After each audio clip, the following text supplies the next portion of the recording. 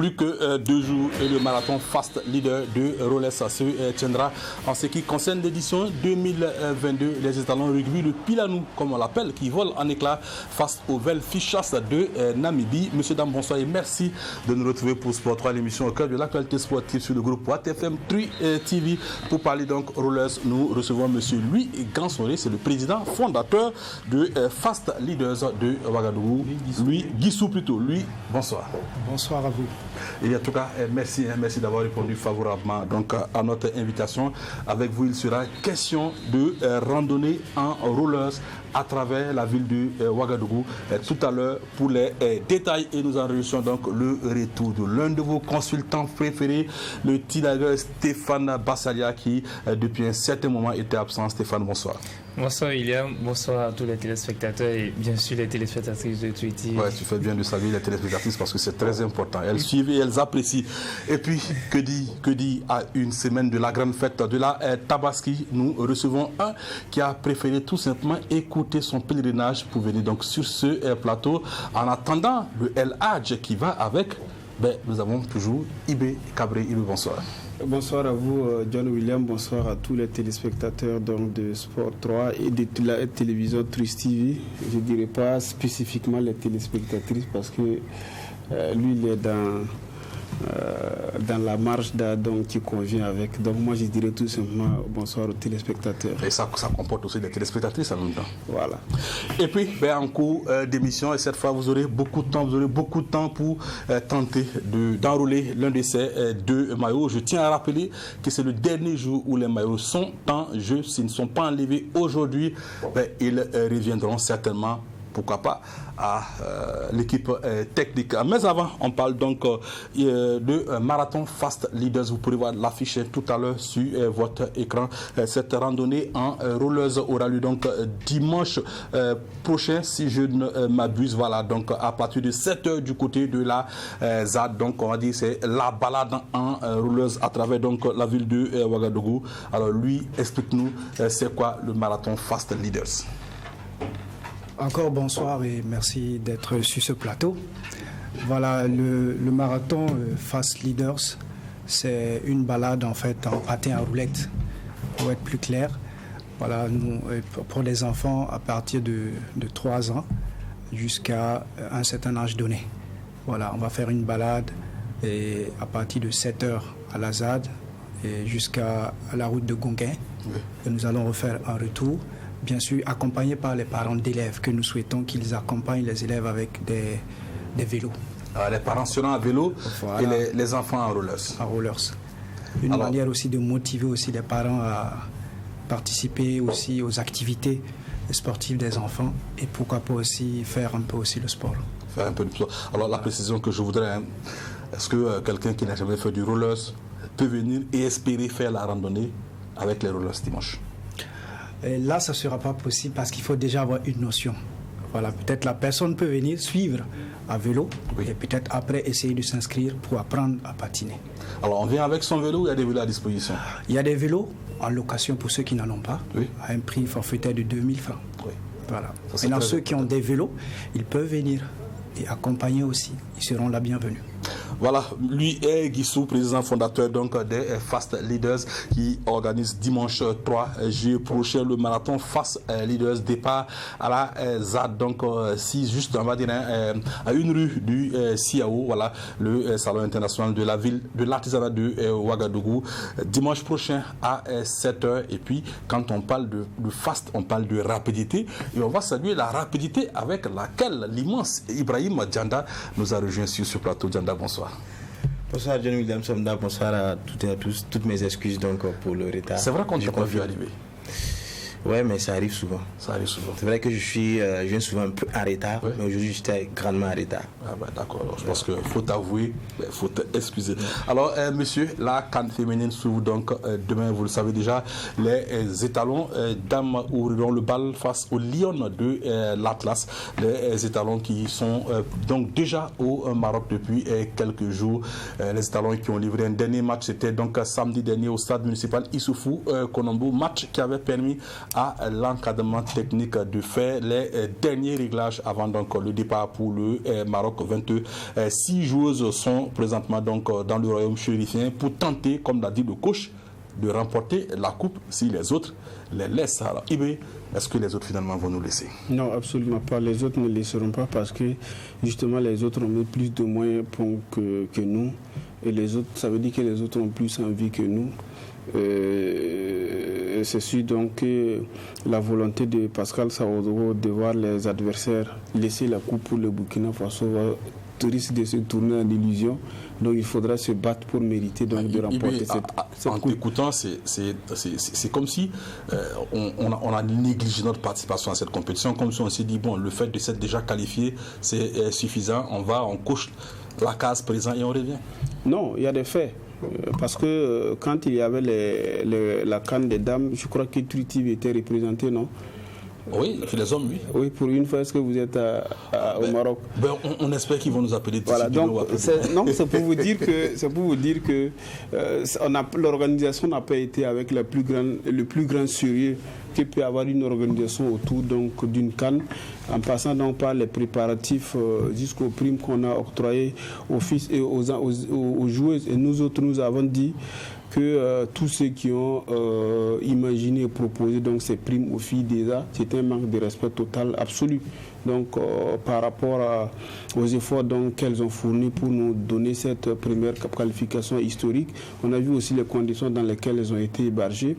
Mais cela relève désormais du passé puisqu'on est à la veille donc de la compétition et tout ce qu'il reste à faire, c'est de se concentrer au maximum pour se donner le meilleur d'eux-mêmes pour voir comment est-ce qu'on rentre dans une compétition comme la CAN et surtout que nous sommes à notre première participation et c'est sûr donc que les filles auront en tout cas besoin de se faire découvrir donc à travers cette vitrine qui leur est offerte et Pascal Sahraoui également aussi est excité à l'idée donc de jouer cette CAN.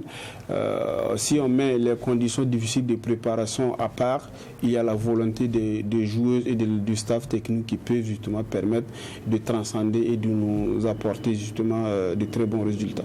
Voilà, de très bons résultats, c'est le minimum qu'on espère à cette participation de la CAN féminine Maroc 2022. Le Burkina logé dans le groupe A en compagnie du pays organisateur, le Maroc, de l'Ouganda et du Sénégal. Alors Stéphane, on va dire que le Maroc n'est pas d'office favori du fait bien sûr de son statut de pays organisateur. Quelle peut être donc la place des étalons d'âme dans ce groupe? On aimerait bien que nos étalons d'âme puissent terminer leader de ce groupe, mais quand on regarde les équipes qui y sont, les chances sont très minces. Déjà le Maroc, quand on prend le Maroc... Le Maroc qui revient à la CAN après quand même 10 ans d'absence. Hein. Oui, voilà, le Maroc qui revient à la CAN après près d'une dizaine d'années d'absence et aussi les moyens aussi que cette équipe a mis en place. Quand on essaie de voir les conditions, IB parlait déjà des conditions d'hébergement et l'investissement des acteurs locaux, c'est pas la même chose. Et quand on prend aussi dans ce groupe, on a le Sénégal. Et le Sénégal, ils ont un stade, ils ont le matériel qui va avec. On a un stade ici au Sénégal. On a un stade, mais on n'a pas. Le stade municipal. C'est le Grand Marrakech. Ah ben tiens, voilà, c'est le Grand Marrakech, c'est qu'on a un stade. Mais en fait, on a l'habitude de dire que quand tu dors sur la natte de quelqu'un, c'est que tu dors par terre. Eh ben, prochainement, tu pars avec la natte de cette personne chez toi à la maison, tout simplement. Donc, pour revenir aux étalons d'âme, on aimerait bien quand même qu'ils puissent faire quelque chose et ça va faire plaisir à nous les supporters, à presque tous les acteurs du football vu ce qui s'est passé avant leur départ. Mais la tâche s'annonce très très difficile parce que devant il y a le Maroc. Et ce n'est pas les mêmes standings, vous voyez, il y a les joueuses. Quand tu prends une équipe comme c'est vrai que le Sénégal a une qui joue à l'Olympique de Marseille. Justement. C'est pas Marseille des hommes, c'est le Marseille des dames quand même. Mais c'est au fait, en Europe, l'équipe masculine et l'équipe féminine, l'équipe masculine et l'équipe féminine, c'est à peu près le même investissement, c'est à peu près toute proportion gardée. Hein? Oui, justement, toute proportion gardée. C'est vrai que les salaires diffèrent entre les hommes et les dames, mais la formation elle est pareille. Et quand tu joues en Europe, et tu joues et sur le plan chez toi à la maison, c'est pas la même chose au fait. C'est pas la même chose parce que vous n'avez pas le même matériel pour s'entraîner. Mais Stéphane, quand tu dis ça, moi ça me fait quand même réjaillir des souvenirs. La CAN 94 en Tunisie, le match d'ouverture, la Tunisie avec sa constellation de stars, ses professionnels de l'Espérance de Tunis, Fawzi Rissi, grand star du championnat de France, qui est tombé face au Mali, qui n'avait qu'un seul professionnel et qui jouait encore en 3e division. C'est possible quand même. Parler de 94, Stéphane Bassali, attention là. Oui, mais ce que je voulais dire, vous savez, le football aujourd'hui, il faut investir, ce n'est plus comme avant. Et aujourd'hui, quand on veut des résultats, il faut investir, il faut mettre les moyens. Et les moyens, ça passe déjà par la formation. Quand on regarde nos joueuses, elles sont restées ici pendant que les autres équipes faisaient des matchs amicaux contre, par exemple, la France. Le Cameroun qui a joué face à la France. On a vu le carton qui s'en est suivi. On a vu le carton qui s'en est suivi, bien vrai que les Lions indomptables ont perdu 4-0, mais quand même, jouer face à la France, et c'est déjà se mettre en jambe contre pour la compétition. Et quand on revient et on commence et quand on entame la compétition, je veux dire, on ne peut pas ne pas produire de bons résultats parce que physiquement, on est prêt. Et déjà, les erreurs tactiques qu'on a fait face à une très grande équipe comme la France, on essaie de les minimiser et ça nous propulse encore un peu plus haut. C'est vrai que nos étalons d'âme se sont entraînés, mais on a vu ce sont des matchs avec des U17. Et bon, généralement, c'est avec des joueurs qui évoluent sur le plan local. Et c'est bien, mais c'est pas suffisant. C'est pas suffisant. Stéphane, on espère que les quelques jours qu'elles auront passé au Maroc auront servi à quand même réduire l'écart que vous soulignez ici. Je vois Djanda qui remue la tête, qui fait signe qu'il n'est pas d'accord avec Ibé, il n'est pas d'accord avec Stéphane Bassalia. Lui, il pense quand même que cette équipe peut faire quelque chose. Non, là vous prenez un contre-pied. J'ai pas dit ça. C'est le but de cela. Voilà, il dit que c'est bien. Moi, je pense que c'est pas du tout bien. C'est pas du tout bien. On part pas à une compétition comme ça. On reste à la maison, on prend nos petits frères, on s'entraîne avec et puis on veut aller battre le pays organisateur. Moi, je pense que c'est illusionniste de penser cela. Parce que aujourd'hui, qu'est-ce que Pascal peut dire à ces filles-là? Peut-être les dire, on ne croit pas en vous, c'est vrai. Montrer quand même que vous pouvez faire quelque chose. C'est peut-être le seul discours qu'il peut avoir pour ces filles-là, pour les gonfler à bord, pour qu'elles puissent donc essayer de se surpasser sur le terrain. Sinon, en termes d'organisation, en termes peut-être de motivation, en termes même à la limite, même si la communication autour même de l'événement, peut-être c'est vous qui êtes du sport et autres qui en parlons, à la limite, c'est assez anodin. Je l'ai dit ici sur le plateau, l'émission passée, j'ai dit qu'à la limite, on s'est engagé, mais c'est comme si au niveau de nos autorités, on n'y croyait même pas. On se disait que c'est comme encore, ils vont aller peut-être pour 2-3 phases de préliminaires et tout, ils vont se faire éliminer puis rester là. Maintenant ils se qualifient par chance ou bien peut-être par surprise, et là maintenant on ne sait même pas où trouver les lignes budgétaires pour peut-être gérer ces dames là. Et quand c'est comme ça, mais il faut avoir le courage de les dire. Et là on joue la cacophonie, on part d'après comme Yves l'a dit, on trouve peut-être un créneau comme si on devait gérer donc un planton qui devait aller en mission donc dans l'espace UEMOA. Mais non, c'est pas comme ça. On est dans le pool A, on doit jouer contre le Sénégal, contre l'Ouganda et contre le pays organisateur. Et tenez-vous bien, le fait même de pouvoir jouer le premier match d'ouverture, on devait mettre quand même de sérieux pour minimiser les dégâts, même si on sait que en termes de niveau, on ne vaut pas quand même ces équipes-là. Même l'équipe masculine du Burkina Faso, même si on va aller dans ce stade, les équipes masculines et de subsahariennes et les équipes donc de l'Afrique du Nord, il y a quand même un écart. Sans oublier que les filles ou là-bas, quand même, il y a des moyens. Beaucoup sont professionnels ici. Toutes nos filles sont pratiquement dans le stade amateur, peut-être à l'exception de une ou deux qui jouent. Juliette est rentrée. Voilà. Donc Juliette n'est plus professionnelle en attendant bien sûr de trouver une bon, voilà, donc mais au moins elle a fait au moins elle a titulé un peu le professionnel. Donc c'est pour dire que ici, quand on dit que moi je m'attends peut-être à voir des filles qui se battent. Moi c'est pas le résultat de demain qui m'importe, c'est de voir leur comportement sur le terrain, savoir que des filles ont envie de se donner, elles se sont données peut-être, quel qu'en soit le résultat, elles ont déjà gagné en participant, en montrant donc qu'elles ont la hache de vaincre. Parce que nous toutes, d'autres peut-être dans l'équipe masculine, nous toutes peut-être d'autres sillages, beaucoup allaient boycotter, mais elles sont allées donc pour relever ce défi là, pour Pascal Légan, c'est une première qualification, c'est une première CAN, c'est historique, c'est bon pour le CV et tout. Pour toutes les filles, c'est vraiment bien, mais il ne faut pas qu'on s'attende vraiment à des groupes. Ça peut bien se passer. Le football, c'est pas forcément mathématique, hein, mais il ne faut pas qu'on s'attende vraiment à quelque chose de miraculeux, parce que ceux même qui ont engagé même cette équipe-là ne croient même pas. Et je pense que, d'après quelqu'un qui disait que quand les étalons arrivent quelque part, on leur dit n'éteignez pas l'avion parce que vous allez repartir. Ouais. On espère que cette fois... Oui, il veut juste en 30 secondes quelque chose. Oui, 30 secondes.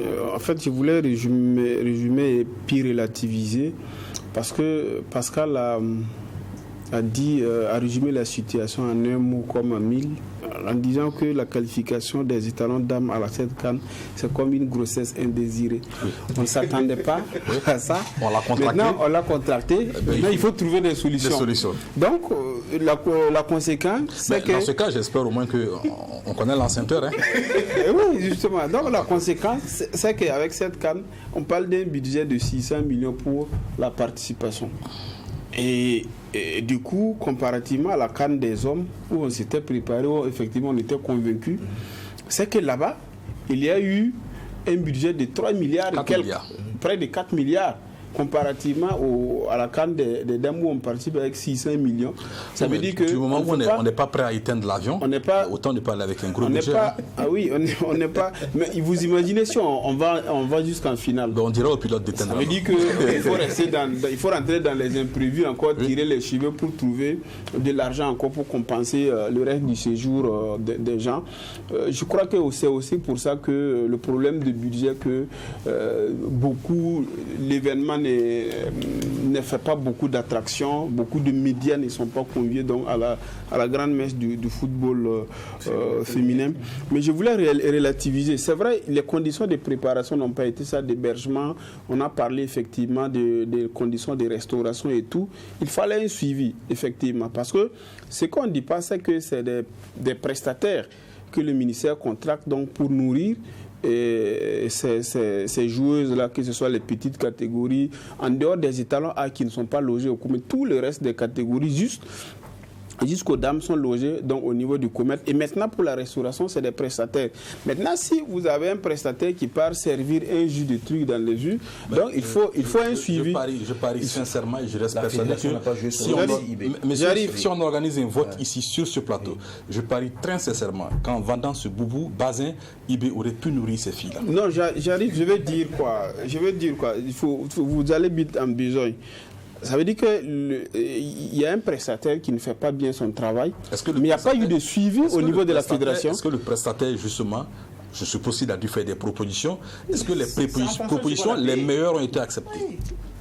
Alors, je vais dire que je me répète. Le prestataire, il est acquis par le ministère, n'est-ce pas?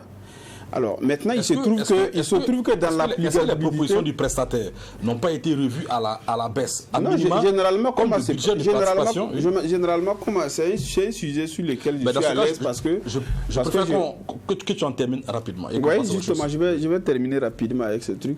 Parce que quand il y a... Ça s'exprime en termes de plat et par tête. Lorsque vous prenez par exemple un prestataire, vous dit, vous avez 40 personnes à nourrir dans la journée. Le petit déjeuner, ça vous fait 2500. Le déjeuner, ça vous fait 3000. Maintenant, on vous dit, il y a le dessert, il y a le plat, il y a l'entrée, il y a le dessert, et puis il y a, comment on appelle, il y a ce que vous appelez les jus. Ça peut être des trucs. Mais après, si on connaît aussi comment les choses fonctionnent de façon pratique avec certaines sociétés, on arrive, on essaie de coincer. Au lieu qu'on donne du coca, on va peut-être donner du yamakou, merci pour la publicité aussi pour le voilà. Alors, je termine rapidement à 5 secondes. Donc, je veux dire que sur le plan restauration et autres, il y a eu des ratés. Et ça, il faut le corriger. Et la fédération aussi n'a pas joué son rôle à ce niveau parce qu'il fallait un suivi pour se rendre compte que ce qui est servi aux joueuses là n'est pas à la hauteur. Donc, les attentes, ça ne les permet pas de faire une préparation optimale. Mais sur le plan sportif, les matchs qu'elles ont joués face aux équipes, moi, je trouve que c'est quand même quelque chose d'assez solide et ça leur permettra de rentrer peut-être mieux en jambes par rapport à certaines équipes et par rapport à notre poule. En dehors de l'Ouganda, peut-être du Sénégal. Le Maroc, ce n'est pas un gros morceau. Je pense que les petits poussés, c'est le Maroc et le Burkina dans ce groupe. Malheureusement, on joue contre le Maroc qui est le pays organisateur. On verra. Mais on verra en attendant donc demain 20h donc pour ce match inaugural de la CAN féminine Maroc 2022, match qui opposera les Lions de l'Atlas aux étalons dames. Et oui, un étalon parfois peut se conjuguer en dame. On revient donc sur le plan national pour parler donc de football. La Ligue 1, l'ONABé est à l'arrêt. Donc la saison 2021-2022 est terminée. En attendant la prochaine 2022-2023, les différentes écuries font leur emplette sur le marché des transferts. Quelle analyse peut-on tirer donc du mouvement des transferts en cette intersaison 2022-2023? Assami Thiem Touré est allé à la rencontre d'intermédiaires de joueurs FIFA, ce qu'on appelle couramment les agents ou si vous voulez les managers. Lecture du point du Mercato version 2022-2023 dans le Faso Foot. C'est la période morte en ce moment pour les acteurs du football burkinabé et les intermédiaires de joueurs se bousculent pendant ce mercato pour le transfert de leurs pépites. Actuellement pour la Ligue 1 burkinabé, ça bouge déjà dans certains clubs. Actuellement le mercato se passe très bien parce que déjà sur les réseaux sociaux, on essaie de voir de gauche à droite des collègues intermédiaires qui essaient de placer des joueurs dans les différents clubs. Voilà. Sinon, pour le moment, les choses se passent bien. Les débuts, souvent, sont vraiment très difficiles parce que les joueurs sont dans certains clubs dont ils n'ont pas encore été libérés. Donc, pour les avoir, c'est un peu difficile. Et prendre le joueur d'un club, envoyer dans un autre club aussi, c'est pas simple. Pour ce mercato, quelques joueurs ont déjà changé de club. On a par exemple Claver Kenderbego, Hippolyte Sani qui quitte l'AS Sonabel pour atterrir à Salitas. Abdul Salam Ouedraogo du RCK, lui rejoint l'AS Douane et Moumouni Traoré de Kiko arrive chez les militaires. Des transferts qui ne se font sans difficulté selon ses intermédiaires. On en rencontre évidemment parce que le transfert d'un club à un club ne se fait pas aussi banalement. Il y a des procédures à suivre. Et les joueurs de la première division, c'est sous contrat. Et il y a des formalités. Voilà, donc les joueurs de deuxième division qui veulent aller en première division, voilà, il faut d'abord avoir un CV, voilà, des vidéos pour convaincre un club à recruter sur ton joueur de deuxième division. À en croire ces intermédiaires, pour qu'un joueur puisse être transféré en toute simplicité, il faut d'abord que le joueur soit en règle avec le club de départ et avoir des vidéos des matchs joués. Voilà, il y a au moins trois aspects. L'aspect statistique, l'aspect vidéo, et puis l'aspect connaissance du joueur par les dirigeants, ou bien maintenant passer par la phase d'observation qui peut durer au moins 2 semaines.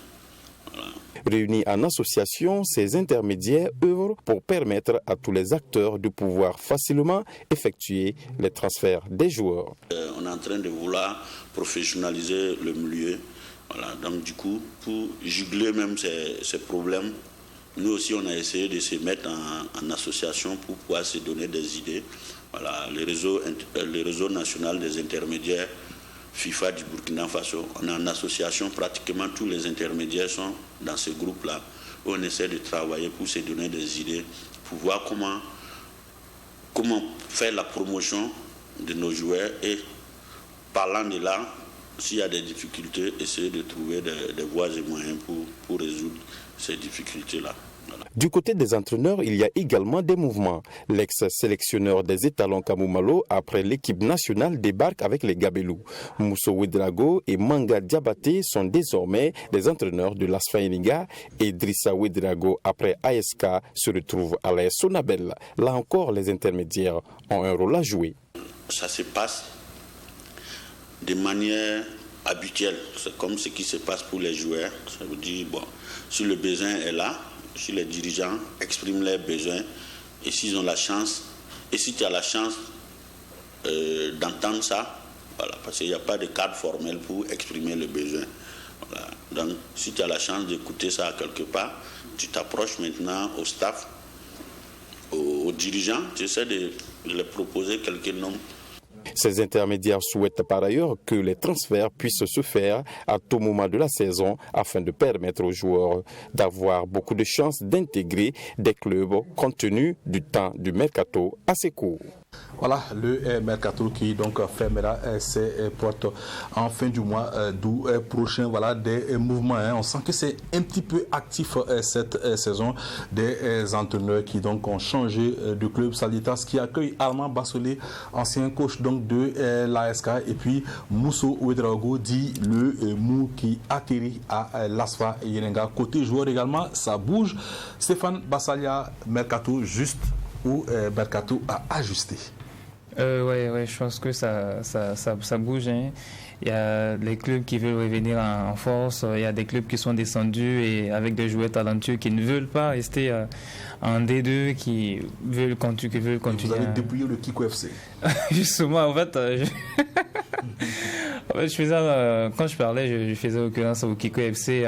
On se demandait, les gens même se demandaient, mais est-ce que Kiko veut revenir encore dans l'élite du football burkinabé? Parce que en faisant mes calculs, environ et presque la moitié des joueurs du Kiko FC.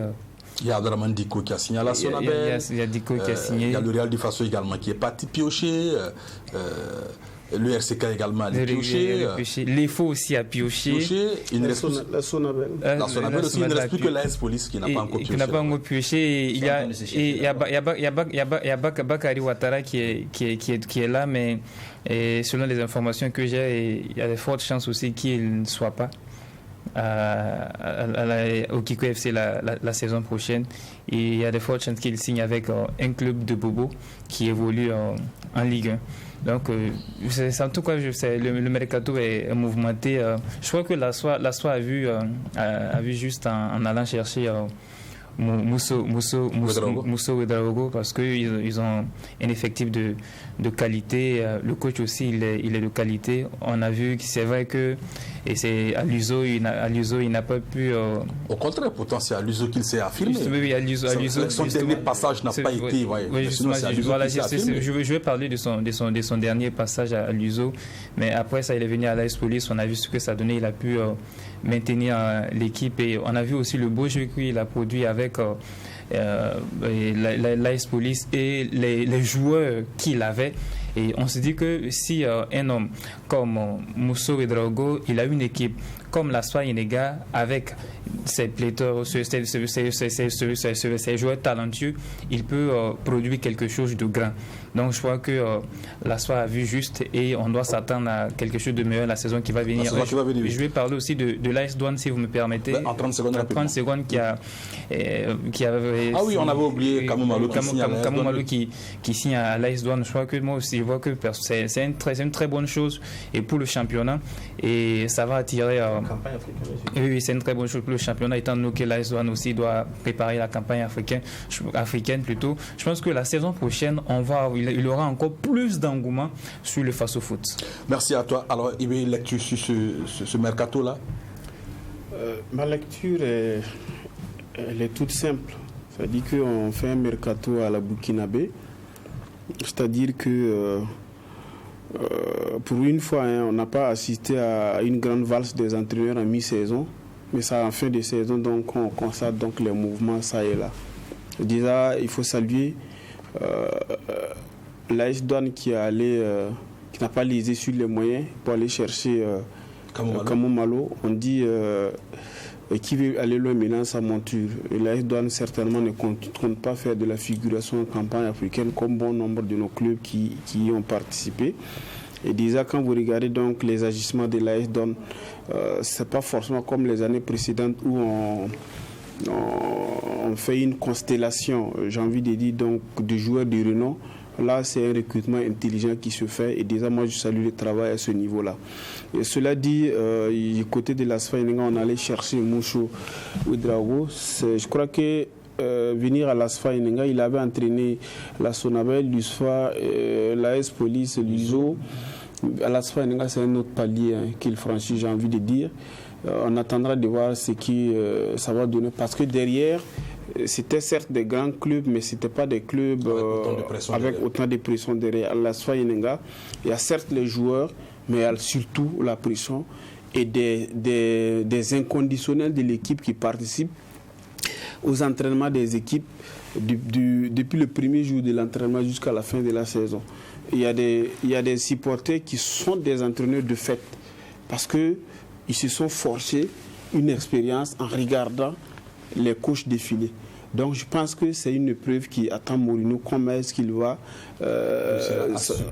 supporter donc cette pression à l'Asfa Yenenga. Voilà, parce que j'ai vu de par le passé des supporters qui sont allés même arrêter l'entraînement d'un sélectionneur parce qu'ils disent qu'ils n'ont jamais vu ça depuis qu'ils sont entrés supporters à l'Asfa Yenenga. Donc c'est des situations qu'il va falloir supporter. C'est des caprices aussi de certains supporters qu'il va falloir supporter à l'Asfa Yenenga pour pouvoir justement tenir le coup. Et j'imagine bien qu'il est déjà au courant de ce qui se passe à l'intérieur donc du club l'AS Sonabel qui allait chercher Dri.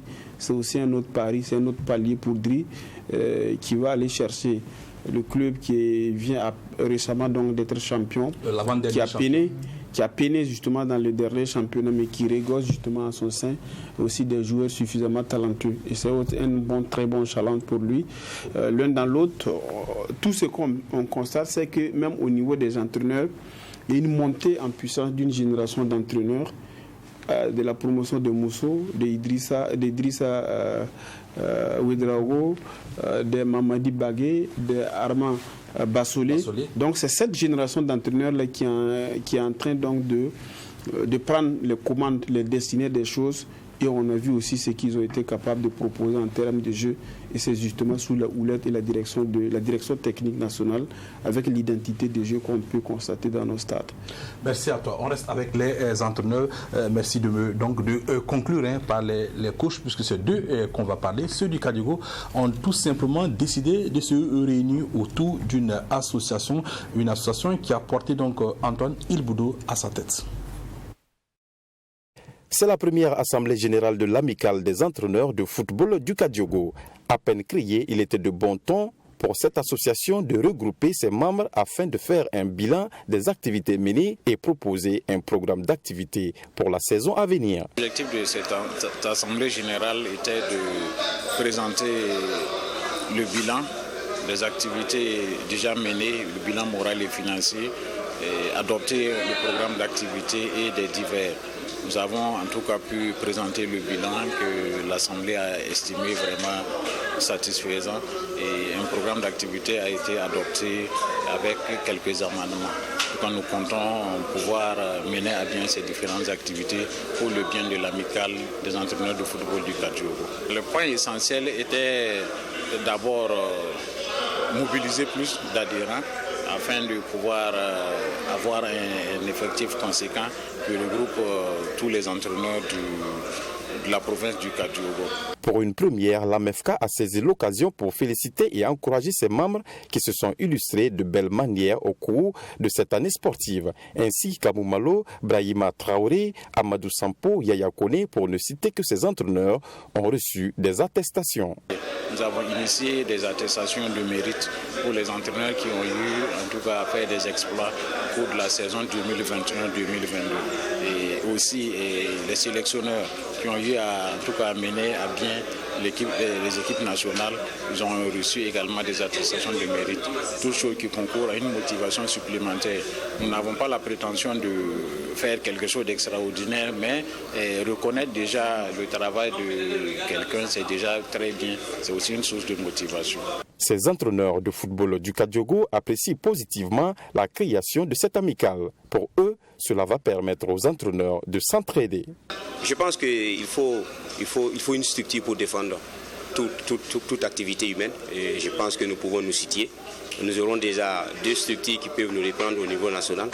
Il y a l'amicale au niveau de Ouaga, il y a l'amicale au niveau de Bobo. Et ces deux se regroupent au sein d'une seule association qu'on appelle l'Association nationale des entraîneurs du Burkina. Donc je pense que les 3 structures peuvent variablement nous défendre. Et c'est à nous aussi de lutter pour faire grandir ces structures-là et de les permettre de vivre aisément. Une très belle initiative. Parce que ça permet d'abord aux entraîneurs du Kadiogo de se retrouver, de se voir. Et tout un chacun va expliquer ses problèmes qu'il a.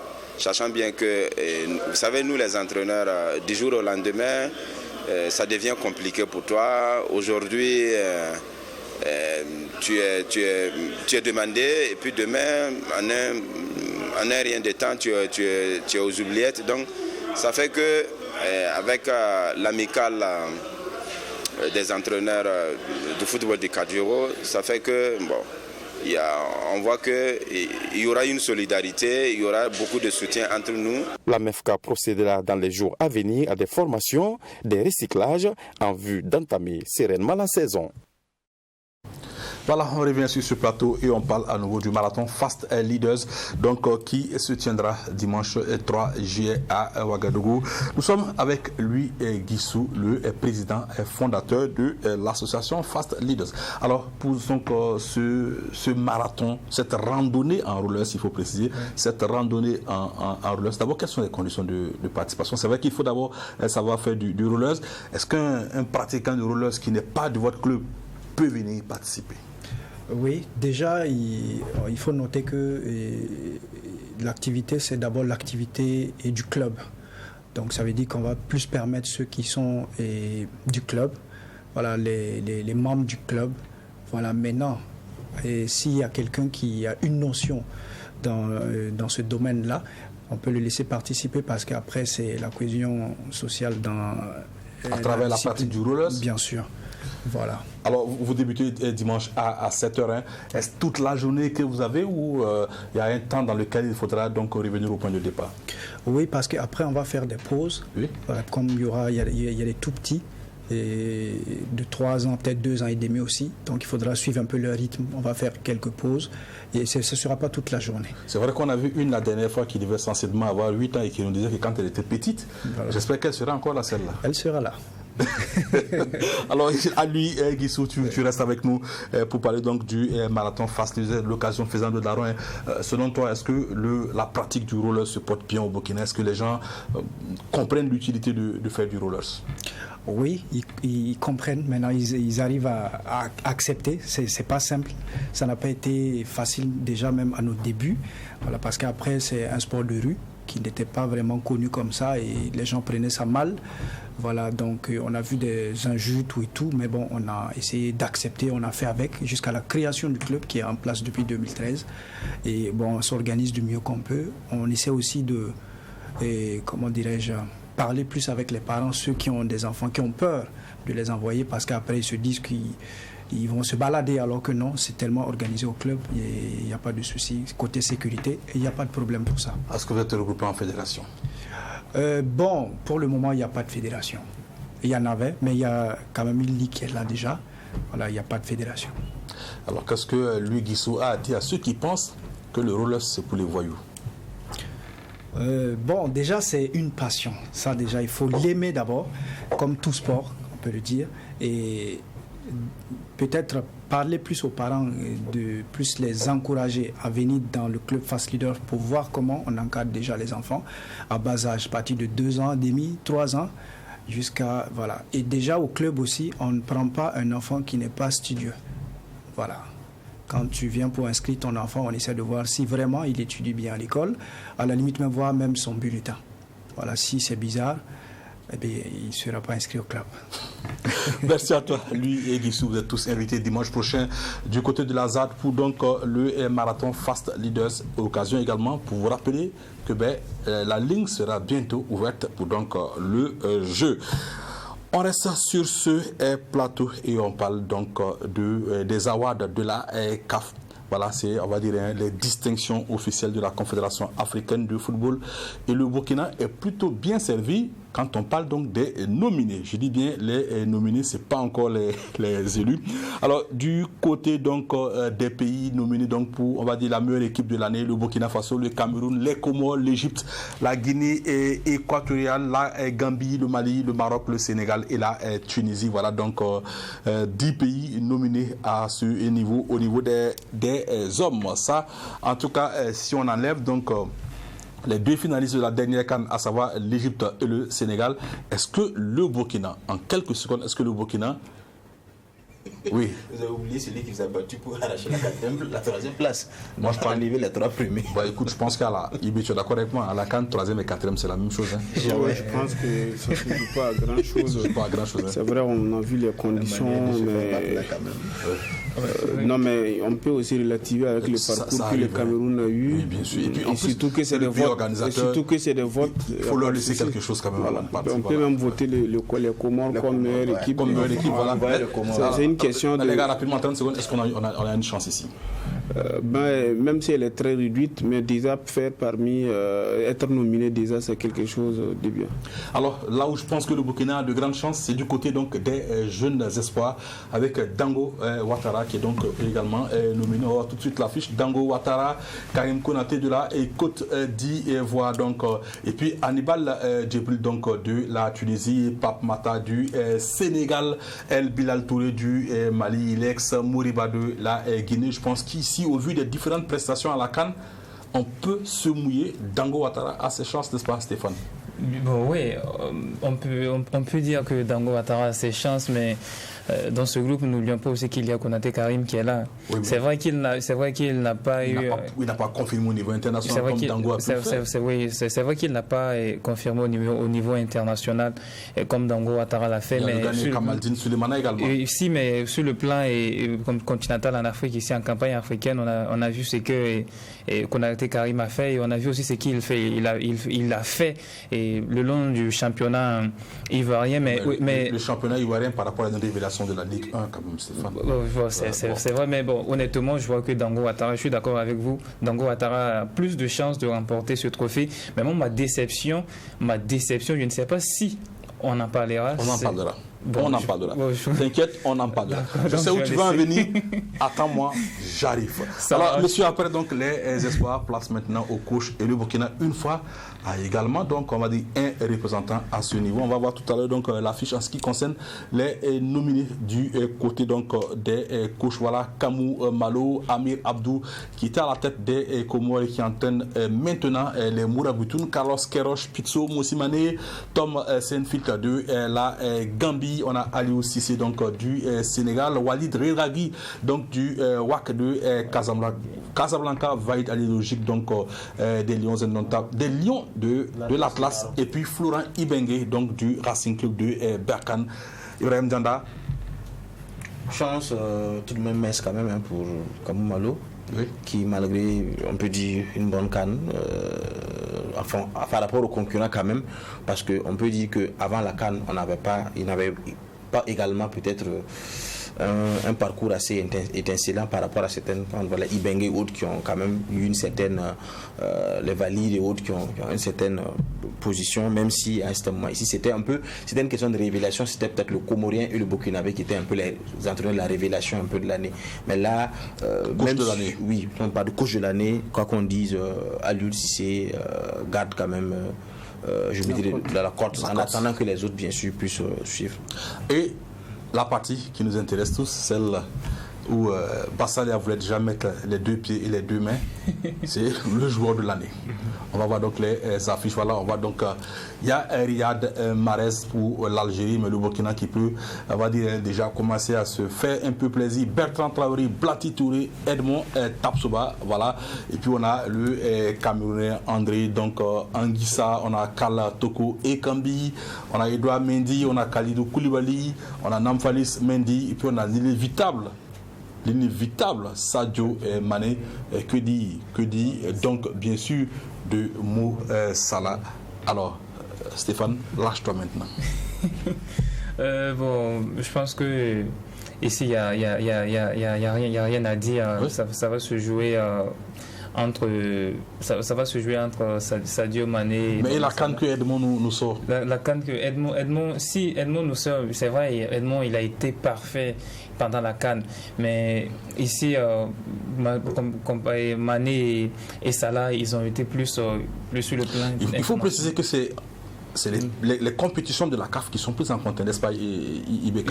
Si, mais c'est vrai, c'est ce qu'on nous montre, on dit que ce sont les compétitions de la CAF plutôt qui sont prises en compte, mais implicitement aussi, on essaie de voir ce que le joueur il a produit sur le plan international. En fait, là où moi je voulais en venir, c'était l'absence de Issa Kaboré dans la nomination des jeunes nominés. Des jeunes. Franchement, dis-moi, je n'arrive pas à comprendre.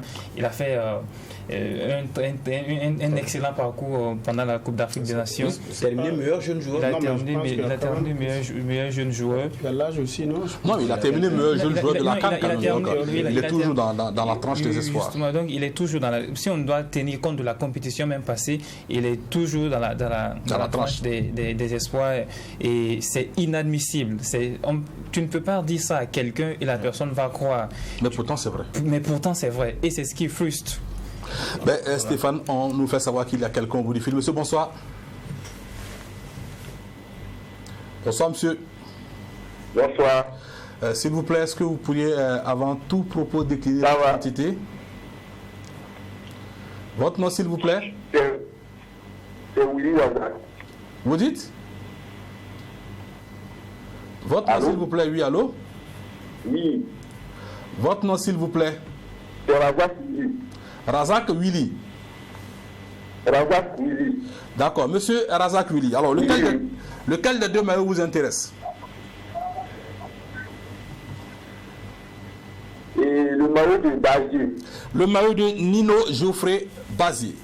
Alors, monsieur Willy, alors dites-nous, quel est le bilan, quelles sont les statistiques de Nino Bazier avec l'équipe de Lille? Nombre de matchs joués et nombre de buts.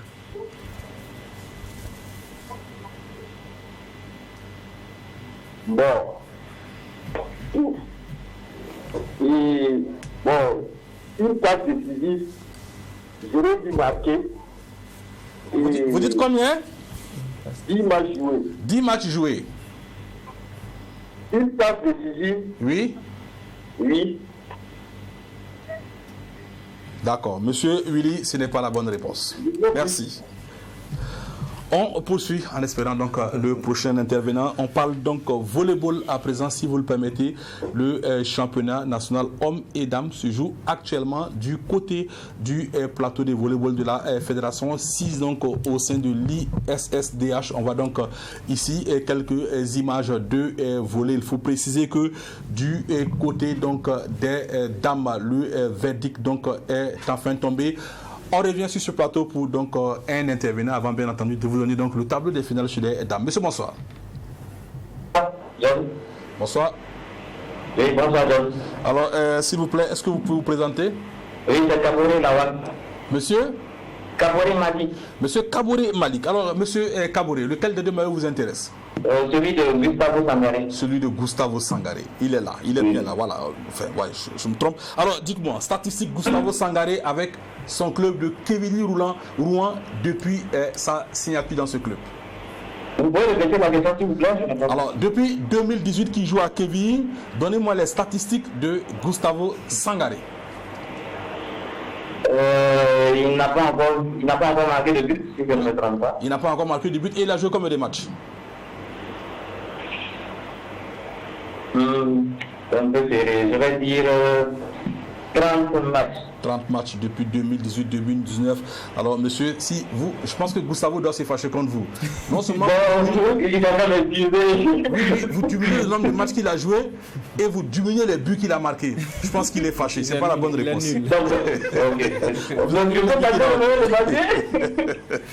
Alors, on parle donc du résultat du championnat national de volley. Le tableau va s'afficher tout à l'heure sur votre écran. Voilà, donc dans la poule A, l'AS Douanes passe en tête face devant ASE et Planète Sport. Donc les douanières qui ont joué 2 matchs et qui, bien entendu, ont remporté 6-7, n'ont concédé aucun 7. Dans la poule B, c'est l'AS Sonabel donc, qui arrive en tête. Ces deux équipes s'affronteront demain samedi pour donc la finale. Il faut rappeler que la saison dernière, c'est l'AS Douanes chez les dames et l'AS Douanes également chez les hommes qui avaient été donc sacrés champions. On retrouve un autre intervenant pour ce maillot. Monsieur, bonsoir. Oui, bonsoir, monsieur. S'il vous plaît, c'est monsieur. Votre nom, s'il vous plaît? Willy Aziz. Monsieur Willy Aziz. Alors, monsieur Willy, c'est lequel? Oui. C'est lequel des deux maillots? Basier. Basier. Alors, monsieur Willy, vous êtes de retour, vous êtes prêt, je suppose.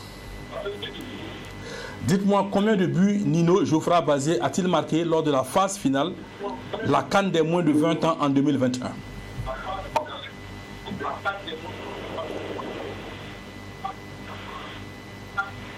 Il a marqué 2 buts. Il a marqué 2 buts. Bon, il y a l'autre qui efface les buts de Sangaré. Vous ajoutez les buts de Basier. Bon, monsieur Willy, la prochaine fois certainement. Merci. Eh bien, on est là, Ibé. Tu veux jouer aussi? Non, c'est bon. Ah, okay. Monsieur n'a regardé, c'est mieux que vous gagnez. Alors, donc, on parle de rugby pour dire que donc, les étalons sont tombés face aux Welsfischas de Namibie, sévèrement tombés. Hein. Le Pilanou, voilà, donc on voit sur les images, le Pilanou, malgré tous les efforts, a perdu 71-5 face aux Namibiens, des Namibiens quand même assez expérimentés qui ont déjà préparé la Coupe du Monde, les Welsfischas comme on les appelle. Voilà, on me fait savoir qu'il y a quelqu'un au bout du fil. On prend le dernier et on revient. Monsieur, bonsoir. Oui, bonsoir, c'est Kabore Madi qui revient. Monsieur Kabore Madi qui revient. Ah, monsieur Kabore, vous tenez au maillot de Gustavo Sangaré. Non, cette fois-ci, je vais aller chez Basier. Ah, vous allez aller chez Basier cette fois-ci? Oui. Parce qu'avec Sangaré, ça s'est mal passé. Voilà, avec Sangaré, ça s'est mal passé. Bon, je pense qu'entre Sangaré et vous, il y a un qui ne doit pas être très gentil. Alors, monsieur Kabore, oui. Nino Geoffroy Basier, oui. Donnez-moi le nom complet du club dans lequel Nino Geoffroy Basier joue. Il joue au LOSC. Oui, le LOSC, ça veut dire quoi? Alors, ça vous posez la question difficile. Allez, monsieur Kabore, merci. Voilà, merci à vous. Et on parle donc de rugby tout à l'heure. On va revenir après si vous le permettez. Mais en attendant, on termine cette émission avec du yoga.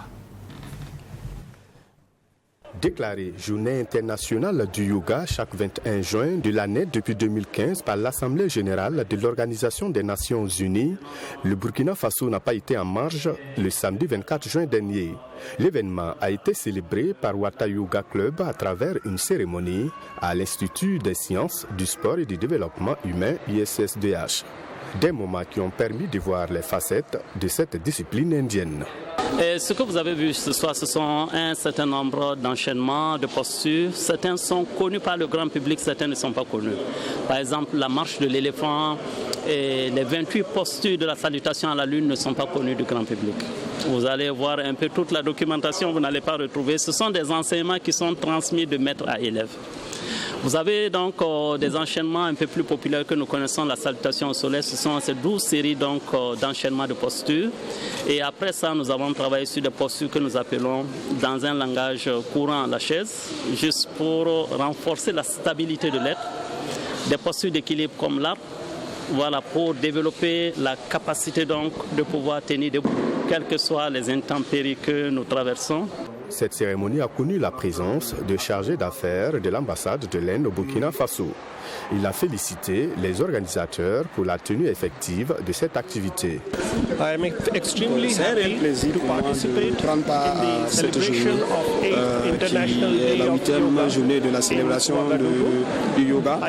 Et mes salutations vont à l'endroit des organisateurs et au nom de l'ambassade des États-Unis et de l'ambassade de l'Inde à Ouagadougou. Je dis merci beaucoup à tous les organisateurs. Il faut noter que le Premier ministre Narendra Modi a initié cette journée qui est le 21 juin